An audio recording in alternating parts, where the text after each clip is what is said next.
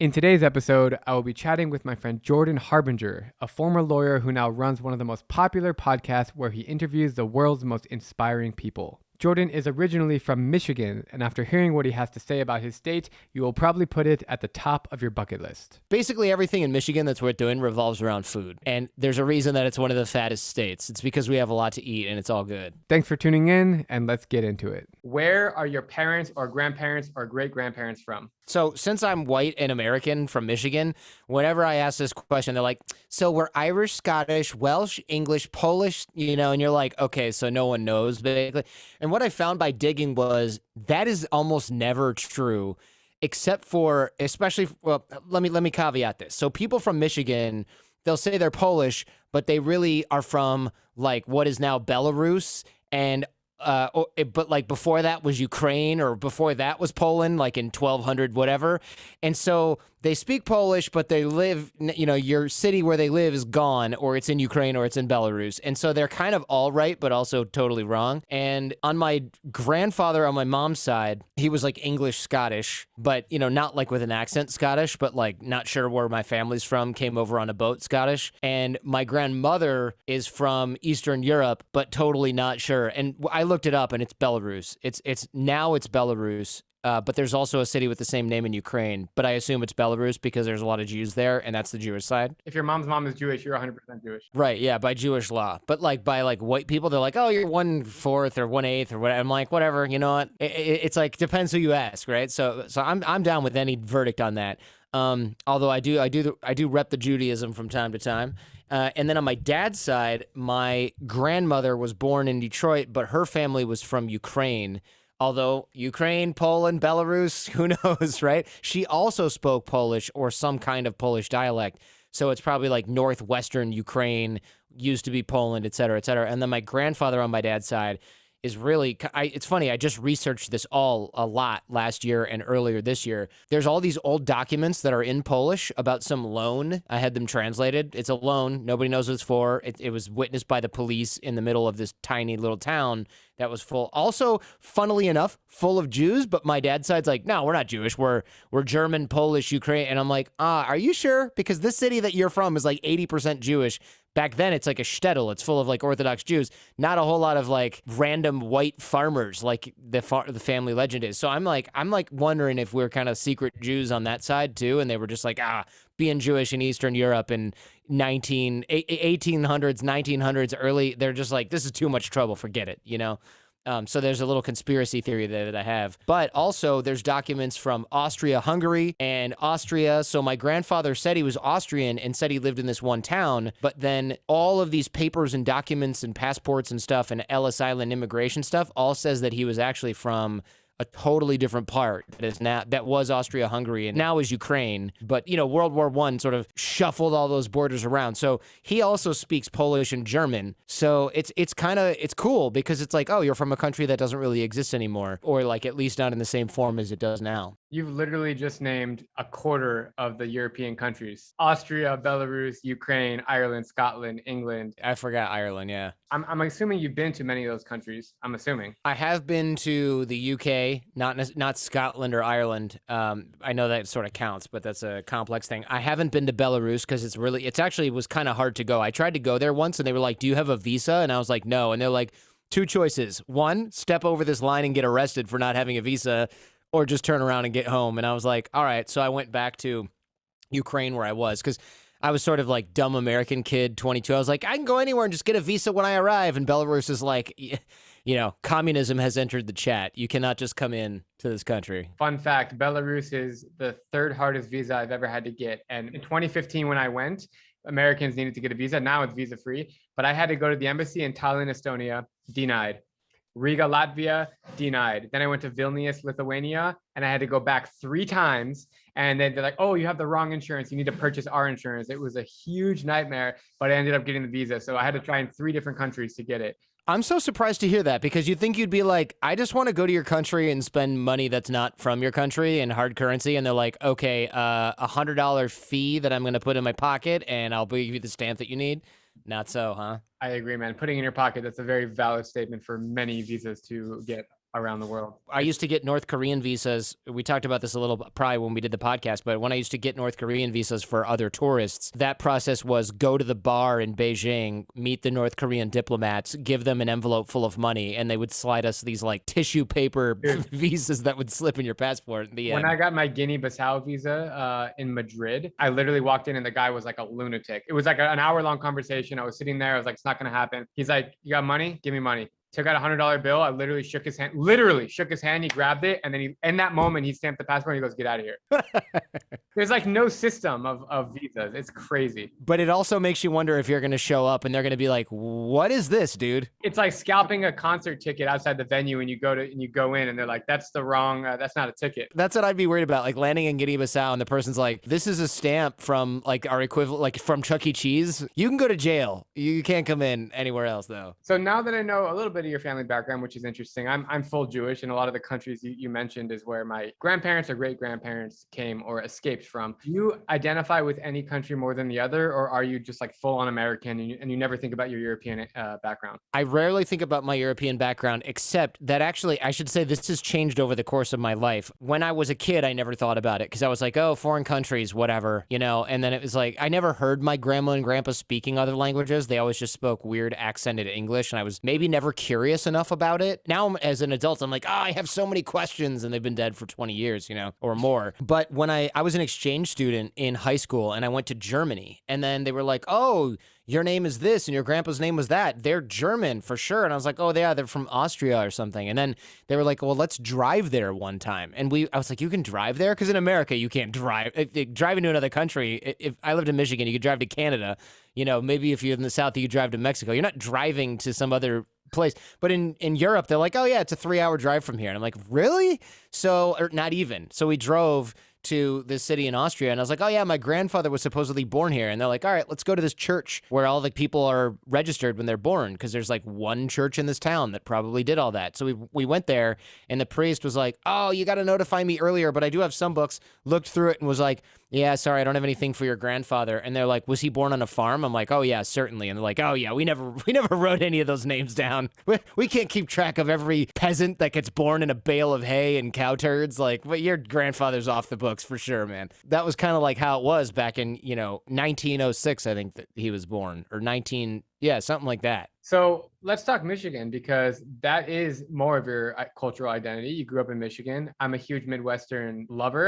My dad's from Chicago. I went to University of Wisconsin-Madison. I'm not sure if I told you that, but I spent 4 years in the Midwest. Absolutely love the culture, the hospitality, and it feels like home for me. Talk about life growing up in Michigan and maybe how Michigan feels different than other parts of the country, and why do you love Michigan? Yeah, it's interesting. I mean, I don't live in Michigan anymore. I live in California, and California has a lot of friendly people, but it also has a lot of people that are, I'd say, middle of the road / normal. And I put that in quotes because I came from New York after Michigan. So I went from Michigan to New York, and I was like, dang, people are really sort of abrupt. But as I got to know New York and New Yorkers, I was like, actually, they're very nice. They just don't have time for your bullshit, candidly, right? So like, if you're like, excuse me, where's the thing? You'll have people walk you to a subway station if they're going in that direction. People think New Yorkers are rude, but it's because you go, I don't know, what's a good place to eat? And they go, oh, I love O'Hara's down the street. And you go, I don't know, I don't really want a sandwich. And they're like, well, good luck, dude, bye. Like, I gave you a recommendation, go fuck yourself. But New Yorkers are very hospitable, and they will like come to your aid if you need something a lot of the time. Like it really can be more like that, like more like Michigan than I thought. I went out to breakfast a couple weeks ago with my wife, and there was someone who was like, oh, nice Detroit Tigers hat you have there, young man. And I was like, oh yeah. And he's like, I'm from St. Clair Shores. They're like talking about baseball and all this stuff. I wish I knew.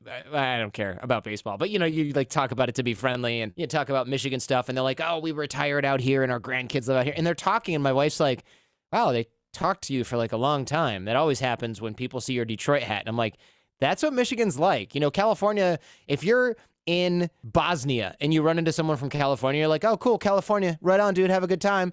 If you meet someone from Michigan and you are in anywhere that's not Michigan, they're like, whoa, my God, what are you doing here? It's like you met them in a volcano. Like, they're just surprised to see you. They can't believe it. And some of that is because a lot of people from that area don't travel as much. So when they do, they're like, it's such a small world. Whereas Californians are like in Australia, and they're like, oh yeah, whatever, So I do think that that's cool about the culture, and I appreciate that about Michigan because it feels a little bit safer, even if it's not. It's just a thing that feels safer when people are nicer to you, or like I've been locked out of places in Michigan in the winter, and they're like, "Oh, honey, wait in here, it's too cold," and I'm like, "This stranger's like letting me in their house because it's freezing." Well, one, it never gets freezing in California, but if it was 110 out, I don't think anybody'd be like, "Oh, honey, wait in here." They'd be like, "Dang, look at that idiot standing out in the sun." I'm in Phoenix right now. I just moved back here because I'm from here originally, but it's the same. They don't have that really genuine hospitality warmth that you can find in the Midwest, and the South also has it. I have family in Texas, but if you travel through Georgia and Alabama, I mean, those people are just so incredibly hospitable. So it is interesting to think about that when you break the country up in that way. Some of it's transplants though, man. Like if you meet someone in California, what are the odds that they're born and raised in California? 50-50. I mean, not really, but that contributes to the breakup of like strong community roots. If you're in Michigan, you run into somebody from Michigan, there's like a really good chance they lived in that same place for their whole life or 30 years or whatever. So of course, they know you're not from there. They know everyone around. They know the situation. They know what the weather's going to be like. I'm not going to do that for somebody that I run into in New York City if I've been there for a year and a half. Not necessarily. Because I don't feel as rooted there. I think that's part of it. Absolutely, man. If somebody's going to visit Michigan for the first time and they have like a week to spend and they've never been before and they're super excited, where would you tell them to go? Places are one thing. I would say definitely check out the new downtown Detroit. They're sort of rebuilding that and making it nicer. It goes in waves, but there's like all this sort of privatized cool stuff, hipster-ish down there. You got to go to these restaurants called Coney Island. They're everywhere. I didn't realize when I moved that this was only kind of a Michigan thing. They're named after an amusement park in New York for some reason, but they serve a very specific type of hot dog with a very specific type of skin on the hot dog, with a very specific type of meat blend in the hot dog, very specific type of mustard, onion. You could throw ketchup on there. The very specific type of bun. They're cooked in a very obviously specific type of way, and it's like a chili, and there's chili on there, but it's not like good quality chili. It's bad quality chili, but it's delicious, so you have to get that kind. And whenever I go to a restaurant in California, or a restaurant in New York, or a restaurant somewhere else, and they try and make it, they blow it. They're like, "Oh, I can't find Kegel's hot dogs, so I just use this." And it's like, nah, not good. "Oh, I put my homemade chili on there, not like this Hormel stuff that's been in a can for 3 years. Not the right thing. So you got to get Coney dogs. You definitely never only have one. You have like 3. And you get chili cheese fries with it, and then you don't eat for 3 days because you can't. Where else would you tell people to go? This is something I have found doesn't exist in a lot of other places, maybe just in California. There's a cider mill, and it's really, they're all over actually, but they make fresh cider and they ferment some of it and they make donuts, and you go there and it's kind of like a pumpkin patch scenario, and they do a lot of like hay rides and haunted houses, and I've been trying to find that in California, and you can find a pumpkin patch, but you can't find one that has like an apple orchard and that they're making cider and that they're also making donuts. I don't know if that's a Michigan thing or what. Basically, everything in Michigan that's worth doing revolves around food. And there's a reason that it's one of the fattest states. It's because we have a lot to eat and it's all good. That's awesome, man. Some of those scenes you described are so, I feel like I've been there before, even though I haven't been to that place. But like, I was just talking about this with someone. I was at a folklore festival in Mijava, Slovakia. It's in the countryside of Slovakia. And it was just the way that they made the food. And it's like, it's been passed down generation after generation after generation. And they're wearing the same traditional clothes and they're singing these folk songs. And I'm just like, this is incredible. And so much of our country, of the United States, it's literally split. It's like if you go to countryside and if you go to Midwest and southern states, you can find that a lot. But we have country music. It's not from the middle, like you transported to the Middle Ages with the folklore in Slovakia. Like that's some like minstrels dancing, playing like the lute or whatever. But in America, we don't think about this because we go, oh, it's a rednecky southern stuff. Country music is not as old, granted, but that's as American as it gets. When you travel around the States or travel around other countries and you identify as someone from Michigan, do people respond a certain way, or are they like, what's happening there? Of course it depends, right? Because if I'm international, I say I live in California because they're like, oh, I've heard of that. But if I'm like, oh, I'm from Michigan, people will be like, oh, that must be one of those states that's not New York, not California, not Texas, and not, I don't know, Chicago, because they don't know that, like people have heard of that, or Miami. But like Michigan, it's not a state where people are like, oh yeah. Well, actually now with Eminem, it's more of a thing. You say, oh, I grew up in Detroit. They're like, Eminem, 8 Mile. He really put it on the map because before that, internationally, Detroit, Motor City was a thing, like for the cars. But it's been a while since that's been like a thing to, rep in Michigan, Motor City. It's way more Eminem now.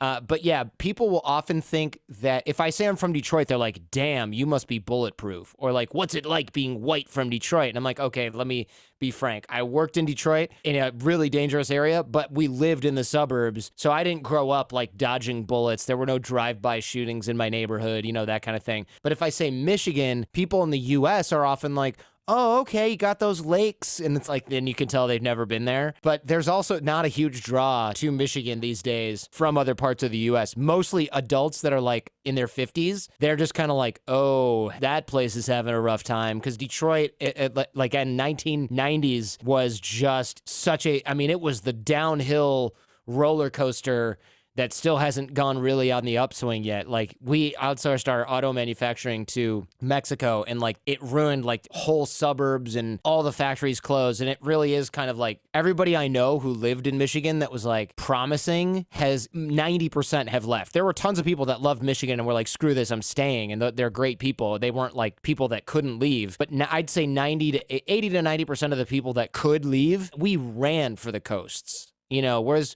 people who grow up in a place like California, Florida, New York, while it's natural to want to leave the nest, I think people who grew up in Albany are like, I'm going to the city. They don't mean Detroit, they mean New York, right? If you grew up in California, maybe you do a stint in LA or San Francisco, or you stay around where you are. But like in Michigan, you don't go, I'm moving to Detroit, right? Your parents would be like, where did we go wrong? You leave. So you are kind of confirming that Detroit is as bad as they say, because I have buddies who live in the suburbs. No, I think he lives in Ann Arbor, one of my friends, and he's told me, my friend Jacob Haspio, he's told me that in Detroit it's actually not so bad anymore. But I don't know. I've never been to Detroit. I mean, look, if he goes there regularly, it's probably not as bad as it once was. He's going to like those upbeat sort of hipster-y areas, right? I drove through there and I went, oh man, like when you're outside of, literally my dad was like calling it the green zone, which is like a reference to Iraq. Like if you're outside of that, like, oh, we got a cafe and a cool hotel and some nice new apartments that are all refurbished office buildings. If you're outside of that, there's more burned down houses on the street than there are non-burned down houses. There's no police and fire service in a lot of those neighborhoods. There's no water and electricity. I think in some of those neighborhoods, there's no sanitation services in a lot of those areas. So like there are places where it will take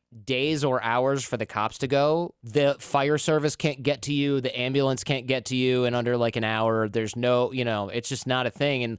And a lot of people can't get water or electricity. Certainly the garbage is a thing. And the reason is because if there's a block and there's 3 houses on the block and the people that live there are 90 years old and all of the other houses are abandoned or burned down, you're not going to go there. You're not going to drive through there and patrol. There's no activity. There's nothing there. And the people that live there are so old, they never leave their house, and Meals on Wheels comes and drops stuff off. I mean, that's a lot of Detroit, and it's really sad because some of the homes that you see that are burned down or abandoned, they're like these gorgeous 1800 whatever Victorian homes, and you think, man, if you refurbed this to the cost of $2 million whatever dollars, it would be a glorious piece of historical architecture. Right. But the owner died in 1991 and nobody bought it because the property taxes are still sky high in Detroit and the house is worth negative $300,000. Like no one's going to buy that. Crazy, man. You know what I'm fascinated about Michigan? Something that fascinates me about Michigan is that in Detroit or in a suburb of Detroit, it's the largest population of Muslims in the US. There's actually a city or a town, I can't remember the name, but it's like over 50%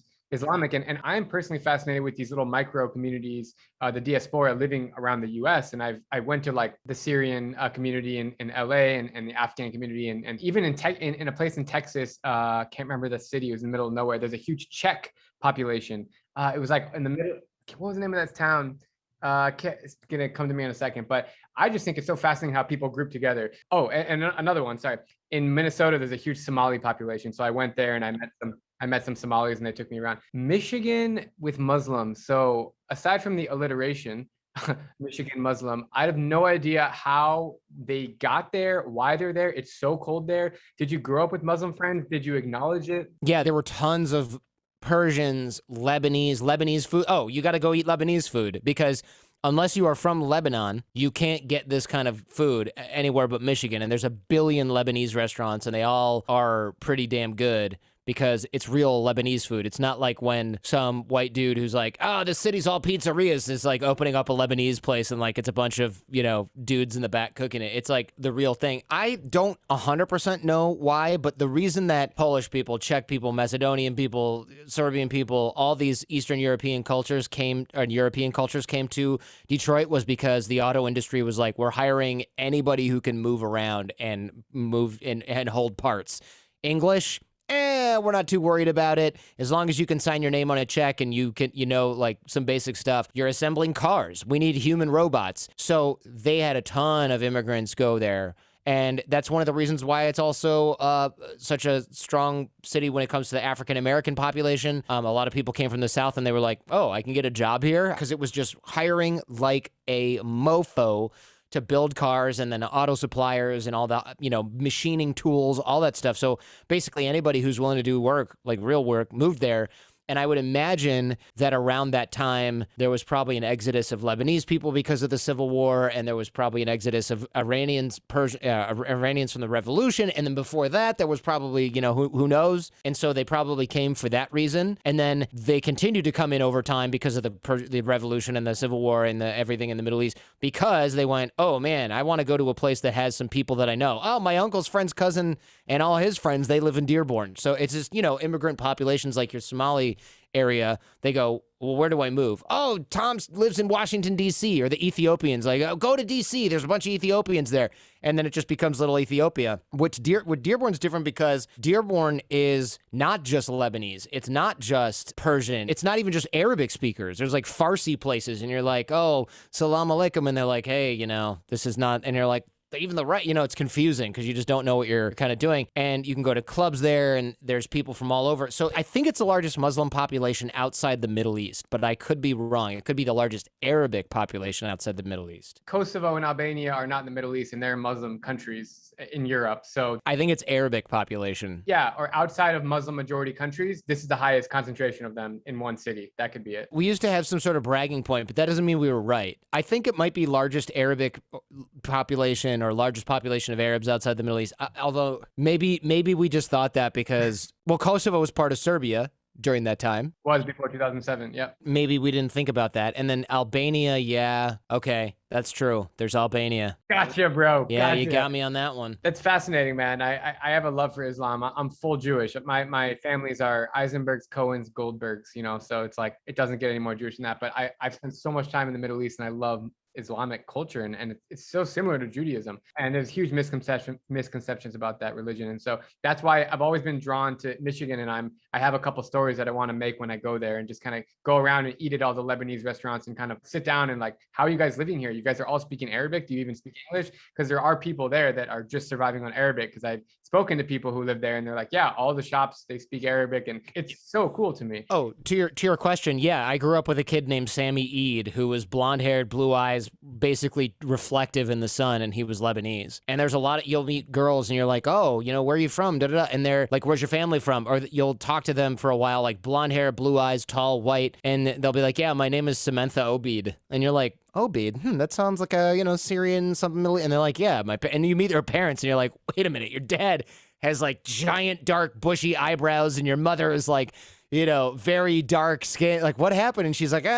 who knows? Middle East, because the Middle East has such weird genetics, right? It's like there'll be entire populations of people that are like blonde hair and blue eyes, and it's not like they're not albino. They just have some recessive gene that's from like, Crusaders or whatever, and there you go. Dude, you would be so surprised when I traveled through Syria and even like Iraq. I was there a few months ago. People will start speaking Arabic to me, and I'm like, dude, clearly I have red hair. And they're like, and they show me a picture on their phone. They're like, look, my cousin has red hair. And then I'll be on the street and I'll like meet someone with the same hair color, and we have this weird eye contact.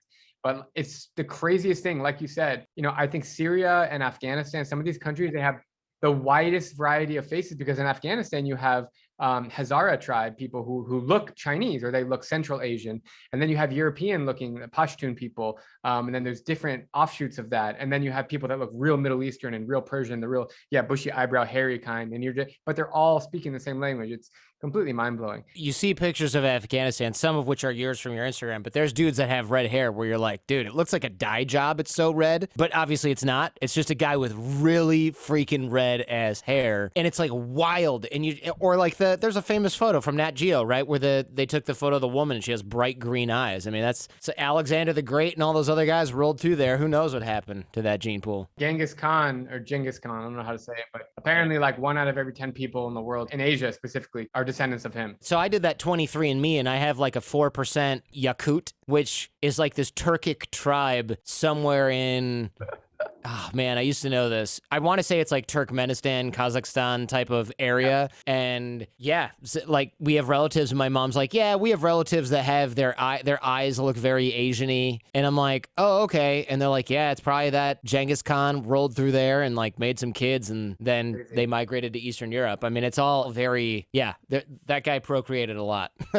So I don't know if you're aware of this, that right now as we speak, there are more people living in cities than in rural areas. I mean, around the world, at least there was a stat. It's like people are just moving to big cities. More than in rural areas? Is that even possible? Worldwide. I mean, just think about in India or in China, these mega cities, they're just like millions. I don't know. I'll send you the stat. I come across it a couple times and I've heard people talking about it, but right now there are more people living in cities than in small towns or villages around the world. I don't know how I feel about that. I think it's cool. Like you're one of those people, like you moved from Michigan are you in San Francisco? I'm in San Jose, but yeah, it's close enough.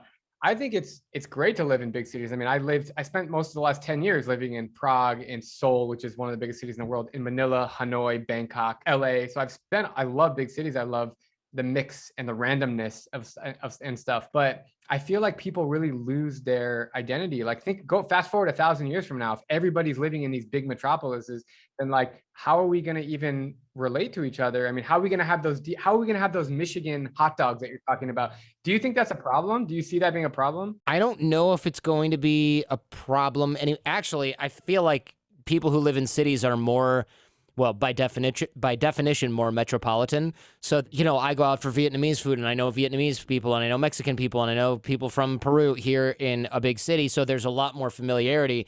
I think if you grow up seeing the same 400 white people from your village in rural Midland, Michigan, or outside of Midland, Michigan, maybe you're less worldly. It remains to be seen whether that's good or bad. But I would say that you're not well-traveled when you're around a bunch of other people from different places, but it's harder to say, screw those people, let's run over them with our military if they're your neighbors and you have it for lunch twice a week because it's really good, and your kid goes to school with a bunch of them, people from that ethnic group, and they're, they have a festival at school and you're dressing up, like that's, I think, making the world smaller. And since cities tend to be full of immigrants or people from different backgrounds, I feel like it's probably better. Not that mega cities are good for the environment or anything like that, but just as far as like people getting along. Yeah, different conversation, exactly. If you could give one message to everybody in the world listening, what would you say to them? Sometimes it's better to build a longer table than a taller fence with the resources that you've got. And I realize that a lot of people don't feel like they have very much right now, especially with COVID and the pandemic, and there's a lot of stress. But I think when we're in lean times, and unless you're heavily invested in the stock market, this is a lean time for a lot of people, it's tempting to build that taller fence. But really what we do need is that longer table, right? It's scary to me that a lot of people are going the fence route when I think what the world needs really is to rally. And this isn't just kumbaya, but like this is a little bit meta, but or deeper than you probably wanted. But we're going to be facing like a rising China that Chinese people, great. Chinese Communist Party, authoritarian, not great for the world.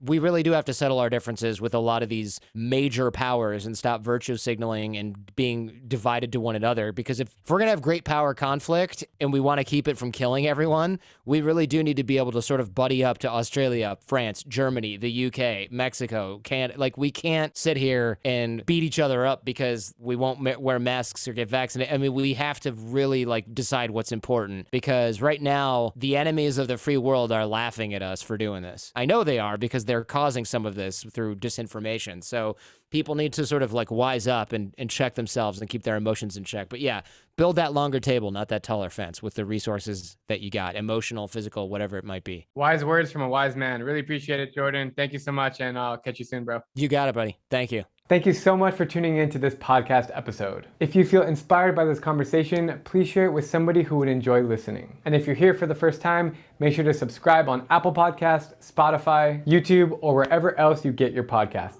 Also, don't forget to leave a review. Every week, I'm going to be looking through them and highlighting my favorite one. And with that all being said, I will see you guys next week.